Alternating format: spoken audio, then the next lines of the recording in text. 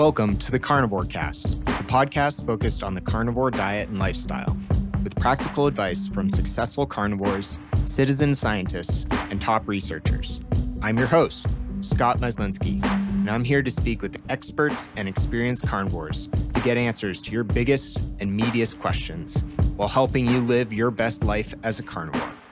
This episode is brought to you by LMNT Electrolytes.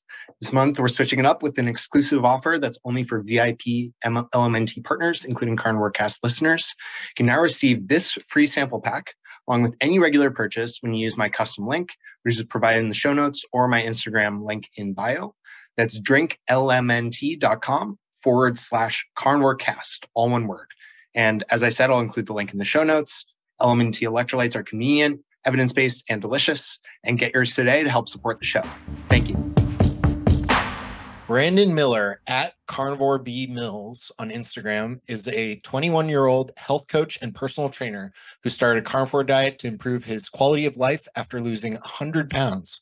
He implements a low-carb or carnivore approach to help people improve their own health. Welcome to the show, Brandon. Thank you. Pleasure being on. Thanks for having me. Yeah, and I think losing 100 pounds is absolutely crazy. So I'd love to start with your story and hear, how you got to where you are today.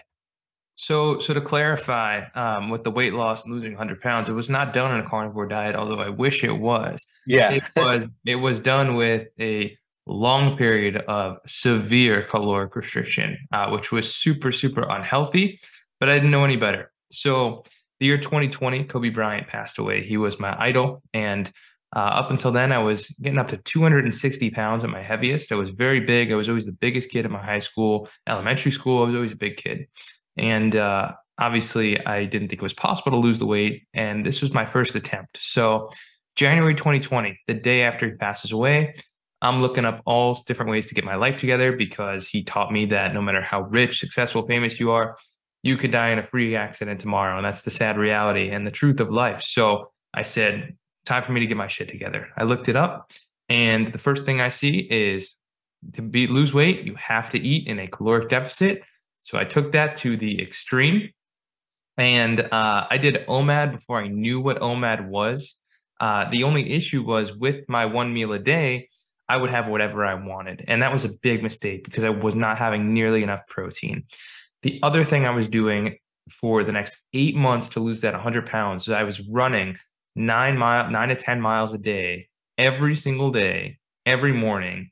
There was a football field right behind my complex, and I would head out there each morning, I'd run for 2-3 hours, take some breaks, rest in between, just keep running because all I knew was energy expenditure. I didn't know anything about lean muscle. I didn't know anything about amino acids or protein.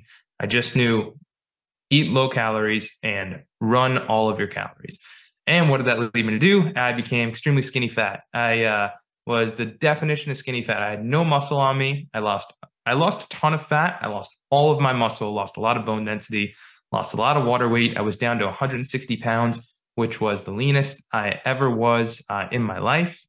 And after the 8 months, around September, after I lost the weight, everybody's like, you must like feel so amazing. You look so good. And I'm like, I've never felt worse in my life. I was so much better off when I was fat. Like I felt way better when I was fat. So a few months go by and I'm counting my calories to the dot every single day, tracking everything I put in my mouth, which is, not a very healthy thing to do all the time, like every day. And, I stumbled across my grandparents. They lost a lot of weight. They lost like 30 or 40 pounds each doing keto. And I just thought, oh, they were in a caloric deficit, so they must have been hungry every night like I was. They must be running every day. There's no other way to lose weight that fast and feel good. And I asked them, and they're like, no, we're not hungry. And I'm like, what do you mean you're not hungry? You're supposed to be starving when you're losing weight. You're supposed to go to bed hungry. And, it's just trust the process. It's all part of the process of just being heavier than you're supposed to be. And no, they're like, we eat high fat, we eat low carbohydrates. And I'm like, you needed carbohydrates. So I did keto for a little bit. I took the exact same macronutrients I was doing from what I was doing before, my OMAD, and I just switched to keto. So I went high fat, very low carb, moderate protein.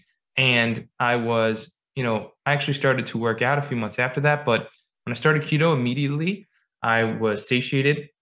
Finally, that was the biggest change. I could finally feel full after my meals. I wasn't starving every single night. I was still hungry, but I wasn't starving every night, fighting my hunger every night by drinking caffeinated beverages and just stuff to curb my hunger that I thought would do it. I was actually finally full. And the other thing that happened was I slept so much better, and I stopped running as much because I was told that strength training was more effective for building muscle, and I still didn't like the way my body looked because I was just all skin and bones. So I get into strength training, I get into a high protein diet, a high protein ketogenic diet, and I do this for a long time. I was doing it for probably 6-7 months straight with no deviation. I'm very determined guy. If you give me something, I will stick to it. So I did that. It was a lot of meat and a lot of vegetables. That was basically my diet, and it was red meat, chicken, fish, and a lot of vegetables on the side. The biggest problem, which I never went over in my story with you yet, was my IBS. My IBS was the main factor that I am carnivore now, and the reason I will almost always be carnivore for the entirety of my life. And it sounds crazy, but it's not a bad thing because my IBS was a nightmare since I was a kid. I would be running to the bathroom 4 to 5 times a day. I was always the kid that had to tell the teacher that, if I have to go to the bathroom, don't question it, just let me go. And so it was IBSD. It was pretty bad. And it got worse the more greens I added in during keto. And it was still prevalent. It was still really bad. That was really the only health issue that I really wanted to fix after going keto. So I research a lot, and I find Paul Saladino, who really interests me. He's a very persuasive guy. I look up everything he has to say, and I'm like, is there something behind this? There's something behind the fiber and the plants and causing my IBS. I always thought it was the meat, but I always thought we needed the vegetables too. So I look at Sean Baker, I look at Joe Rogan, Michaela Peterson, all their success stories, and I'm like, why don't I try it? So I dropped the veg for a week and a half about, and the IBS is gone. And I've never felt more freeing in my entire life. I instantly felt way better. And I just wasn't backed up. I wasn't backed up, and I wasn't like the opposite with the IBS either. The IBS was completely cured. And now I get this question all the time, like, how long is it going to take me to lose weight? How long is it take me to cure my IBS? Because it happened very quick for me. The weight loss happened very quick for me. However, it's not the same for everybody. I think it has to depend with your background, your genetics. There's a lot that goes into how long an autoimmune takes to go away. For me, a week and a half was all I needed to know that carnivore was for me. So since then, I've been carnivore, and I have deviated for 2 or 3 months last year to add fruit and honey to see what would happen if I did the fruit and honey without the fiber. Like if I didn't have the skin and seeds, I did not have a flare up. If I did have the skin and seeds of like a cucumber, let's say, I would be right in the bathroom. And it's very interesting. If I have any vegetables, any plant matter now, I will be in the bathroom. Any stevia, I'll be in the bathroom. So it's very interesting. I cannot tolerate many plants whatsoever, except some fruit.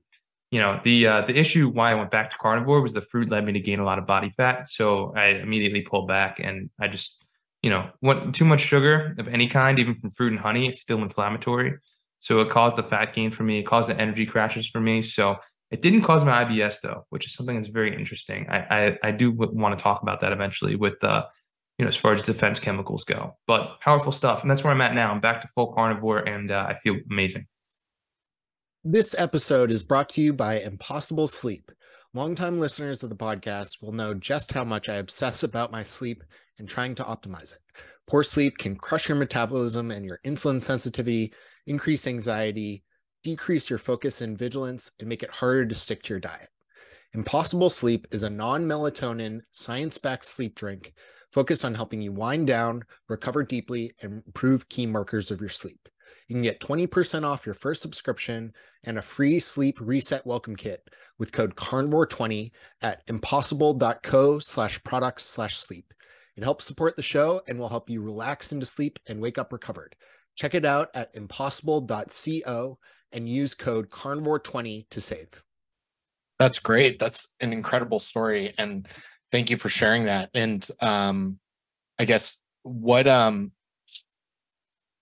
did you start finding carnivore itself? You mentioned the keto, but where did carnivore find you? So my grandparents never knew about carnivore. I kind of learned about it, I guess it was from Carnivore MD. And I go to one of his comments and people are like, he's not carnivore. I'm like, what do you mean? He eats a lot of meat. So I look it up and I find the carnivore diet. And that's where I found everybody. And that's where I researched heavily on those, Sean Baker. I read his book. I read Dr. Barry's book. I did a lot of research on this before diving into it. And I tried it out, and it was probably the best decision I ever made. And I don't think a plant's the same anymore. Yeah, that's really cool. And how did you get into now? What made you want to like help other people and move into coaching as well? Yeah, so I mean, it was really the immediate effects that I felt during the carnivore diet and how it sort of progressed to improve other parts of my life that I didn't expect. And that's why I coach this way of eating primarily is I didn't need any, moisturizers. I didn't need any deodorants, any shampoos, toothpaste, dish detergent, laundry detergent, polyester clothes. These are things that I just naturally took out of my diet. And I think it was all because of carnivore, because I question modern society. And when you do that and you see all of the toxic things in our environment, not just the food, it really can change your mindset of how you think of things. And I want to change people's mindsets every single day and truly have them understand how corrupt this world has become and how simple and effective nature is and natural things are in general, not just food. Yeah, that's really a great mission, and you have a great head on your shoulders, and I can tell you're very passionate about it. Can you talk about how you would start someone on a carnivore diet if they're just coming to it for the first time? Yeah, so something that I didn't mention in my journey is when I started carnivore. I got into bodybuilding, or like I would say the bodybuilding environment more so. I never stepped on stage, but I was eating and training like a bodybuilder. So when you come from that environment, I was calorically, and you're heavy, and you were heavy, you are in a deficit for a long period of time. That's a big mistake that I did. So as soon as I started carnivore, I was around 8% body fat. It was very, very lean. I was in great shape. I felt horrible. And, I felt horrible being that lean. I don't think it was necessarily keto or carnivore. So as soon as I got a taste of those carnivore foods, and the first thing I was told is eat meat until you're full. I really did eat meat, eggs, butter until I was full. And I gained 20 pounds within the first few weeks of my carnivore journey. I think any weight gain when you start carnivore is totally natural and totally okay. This is your body almost resetting to its natural hunger cues. These are ghrelin and leptin finally getting into the right places. And I think any weight gain is okay. Throughout the next 6 months, I ended up just losing the 20 pounds naturally without doing anything. So my advice for new carnivores, don't be afraid to gain weight. Seriously, eat meat until you're full. Don't track anything. Don't count anything, because nature doesn't track and neither should you. Yeah, that's great advice. I would agree when people are starting to just fill themselves up with healthy food. And I guess, what do you do with, or what would be your advice for people who have sugar addiction or sugar cravings? So that's really the only thing that gets people off track is their sugar cravings or alcohol on the carnivore diet, and it can kind of classify as the same thing because the way to fix them is the same, and it's to get the trigger food or whatever it may be, the alcohol, the cocaine, whatever it is, out of your environment, so you stop doing it, and do your absolute best to get it out of your environment. If it's not in your environment, you cannot have it. I always tell clients that when they're starting this journey, if you have to go to the gas station in the middle of the night to get your candy bar that you needed or whatever, and you actually get up from bed, you drive and you get that, maybe it was worth it. If you go downstairs and you reach out with your hand and you grab 10 of them, you set yourself up for failure. So I think there's definitely, the easiest way, because people come into this very insulin resistant, so they get cravings in the middle of the night almost always, and a lot of them are coffee drinkers, and that doesn't help too much at all either. However, the easiest way to do it is to seriously eat until you're stuffed. If you eat until you're stuffed, you won't want anything. And people have to know the true definition of comfortably full, especially when they first start. As you keep going on this journey, you'll get less and less cravings as you do it. Usually it takes a month or two and the cravings are completely gone. But the easiest way, get the trigger foods out of the house, eat until you're full, and your cravings will be gone. Yeah, like I said, if you have to go run for it in the middle of the night, fine, whatever. But even if I have long-term clients that drink one night or they have pasta one night, I'm also a personal trainer, so I do a lot of carnivore. A lot of clients of mine are personal trainer. They're carnivore as well, and I know right away when they had sugar, when they had pasta, when they have alcohol, because they cancel the session. They're like, I don't feel good. Like I can't make a session. I'm like, what'd you have? They're like, oh, I had like a big bowl of pasta and some wine last night. And I'm like, you don't think that's it? And they're like, yeah, maybe it was. I'm like, how do you feel all the other days where you eat? I don't like to use the word clean, but when you eat carnivore, how do you feel? They're like, I've never gotten sick. And I'm like, how do you feel now? I'm like, I feel like garbage. So the more you do this, the more you will feel that way from unnatural foods. So it will kind of prime you back into the state of just full carnivore anyway. So, stick it out for the long run. It is worth it for your health. Yeah, I think everyone has to learn that kind of for themselves. Just trying to help them when that happens and help them get back to doing what they want and not making them feel shame for it either is important.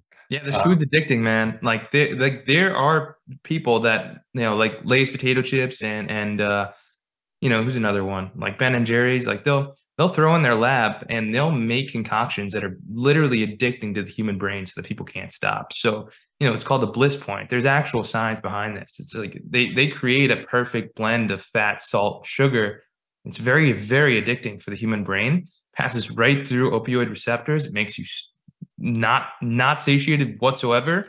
There's a big reason why the commercials are like, you can never have one, or people are like, you can never have one, whether that be chips, cookie, cake, whatever, addicting food you might be with. And that's a big reason for the obesity epidemic, because of those guys, the guys who sit in the lab and they create that kind of food. And, the more you do this, the more you realize how many companies are out there just to make money and profit, and how horrible health environments are, like hospitals and doctors' offices. And I just stray away from them more and more every single day, man. Yeah, it's tough to kind of get out of that system. And many people are trapped in it, unfortunately. Can you talk a little bit about anything else you either practice yourself or help your clients with to optimize their health and their overall routine and everything outside of the diet? Yeah, so I think the most important thing, I have a very solid routine that I've now been doing for over a year, and it's it doesn't change. It's very constant. I will sauna 4 or 5 times a week, every week. I'm pretty strict with when I eat, what I'm eating, and that kind of sense. I wear my blue light glasses every night. I read every night. I exercise 6 days a week. I use X3 personally, and that doesn't change. But the most important thing is to realize that all these healthy habits that I have, they didn't just start in one day. I think it's important to build them up over time. But the one healthy habit that backs everything up is what you put in your mouth, because what you put in your mouth will influence your drive to go do things. There is a lot of science behind this. When you eat, let's say, this is why calories are bullshit. They don't matter. When you eat 2,000 calories of salmon or eggs and beef, you actually want to go outside and move. You just have a drive in your brain to go outside and move. And you've been doing it for a while, you will want to get up and do something. And when you have those processed junk foods with sugar, seed oils, etc., you will want to lay down. You want to take a nap, and you'll feel like garbage. And I think there's so much behind that. And the way of eating truly will transform your lifestyle without you doing anything. You'll start wondering things like I did, and your life will become more holistic and natural without you realizing it. Like the first thing I realized was, the skincare industry. how unfortunate it is that we have so many people selling, Band-Aids and not actually getting to the actual problem, which is, your gut microbiome, and, improving that gets rid of 99% of everybody's skin issues. So, that's a bad one. You find a lot of seed oils in the skincare. Another thing is when you start looking for seed oils in food, you got to check everything. They're in deodorants, they're in moisturizers, they're in shampoos, they're in everything that you rub on your body. So your skin is your largest organ. So everything you rub on there is getting absorbed. So if you don't think you're eating any seed oils, try it in your deodorant, try in your shampoo. A good rule of thumb is really powerful. It's don't put anything on your body that you wouldn't put in your mouth. So if you wouldn't take a bite of your deodorant or have some in your shampoo, don't rub it in your skin. It's probably not going to do any good for you. So that's the first thing that I did was the skincare. I got rid of all of it. I didn't need it because I noticed that when I had the plants, they actually made me smell. And when I didn't have the plants, I had no odor whatsoever. If you want to use a natural one, I'm all for it. They make some with beef tallow and essential oils. I think there's cool stuff out there. That's a way to go for sure. The second thing that really woke me up was the benefits of changing my water. And it was very, very interesting for me. I was eating carnivore for probably 8 or 9 months before I changed my water, and I felt way better. Now I order from Mountain Valley, and I get it all delivered in glass, and I have this big glass container, and it stores everything, and getting rid of microplastics in general. And then you kind of just think that your day to day, what am I cooking with? I switched from nonstick pans to cast iron and stainless steel. The changes just happen. They'll just happen. You'll be using something. You'll be like, did our ancestors do this? Did we do this naturally? If the answer is no, most of the time it's probably not going to be good for you long term. That's the unfortunate reality. So those changes will come and go. What's more important is that it's backed by solid nutrition. Yeah, absolutely. I think nutrition is kind of the big rocks when it comes to a lot of these changes and a lot of these other things, habits you're talking about, the daily routines. That stuff is more easily attainable, and it falls into place once you have the nutrition on point. Definitely. When you start to feel good from one thing, it will spiral into another. Yeah. The exact opposite's true with the processed food and people being lazy and people sitting indoors all day. That all goes hand in hand. So definitely. Yeah, for sure. Well, thank you so much for coming on today, Brandon. It's been an absolute pleasure. Great to meet you and learn your story. Where can folks find you and learn more about you? And I'll have links in the show notes as well. So my podcast is called The Primal Side. You could find me by searching that on Spotify or Apple Podcasts. You can also find it on YouTube. It's also the name of my YouTube channel. But if you want to contact me directly, the best way is through my Instagram, which is at Carnivore B Mills, BMILLZ. You can find me right there. I try and get to all my DMs if I can. So send me a message if you want to work with me also, as I do private coaching and I do group coaching. So if you're interested in that, hit me up on Instagram. But otherwise, you could follow my YouTube, my Spotify, and I have a lot of cool stuff on there that people that are starting with this way of eating might love. So check it out there. Awesome, great. I'll have links to all that, and guys, make sure you go check out Brandon. Thank you for your time today. Thank you for having me, man. It's great talking. Thank you for listening to this episode of the Carnivore Cast. If you enjoyed this episode, please review on iTunes. It really helps us out, and share it with a friend. What questions would you like answered, or who would you like to hear from in the carnivore research community? You can find me on Twitter, Instagram, and Facebook at CarnivoreCast, or go to carnivorecast.com. You can also email me at info@carnivorecast.com. I'd love to hear from you. Until next time, keep it carnivore.